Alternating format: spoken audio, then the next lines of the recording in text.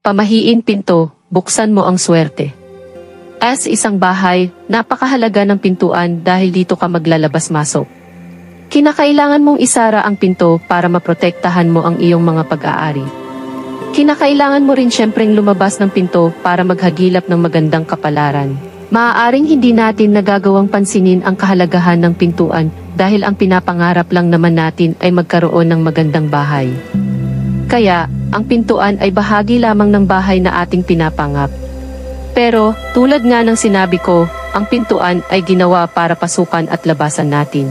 Kaya't maging swerte at kamalasan ay nakabase rin sa pintuan ng inyong tahanan. Naririto ang ilang tips kung nais mong mabuksan mo ang katakot-takot na swerte. Una, dapat ang pinto ay nasa gawing silangan. Ito yung nasa sikatan ng araw. Kapag dito kasi nakatapat ang pintuan, ang mga magagandang balita ay agad na papasok sa iyong tahanan.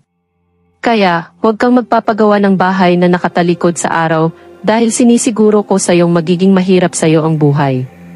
Pangalawa, huwag itatapat ang pinto sa kalye. Kahit pa sabihing ito'y nasa sikatan ng araw, hindi pa rin nagiging maswerte kapag nakatapat agad ang pintuan sa kalye.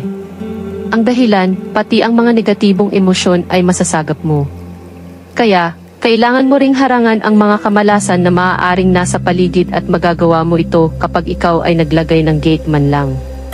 Pangatlo, huwag pagtatapatin ang dalawang pinto. Hindi tamang ang mga pinto ng kwarto ay magkatapat. Magsisilbing lagusan kasi yan ng mga espiritu para ikaw ay kanilang gambalain. Kapag may makakasama ka sa tahanan na masasamang espiritu o nilalang, tiyak na magsasapin-sapin ang kamalasan.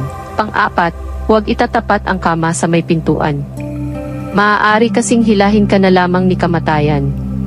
Kaya makabubuting ilihis mo sa may pintuan ang iyong kama. Kung nagustuhan mo ang video na ito, huwag kalimutang i-share, like at subscribe para sa susunod kong video.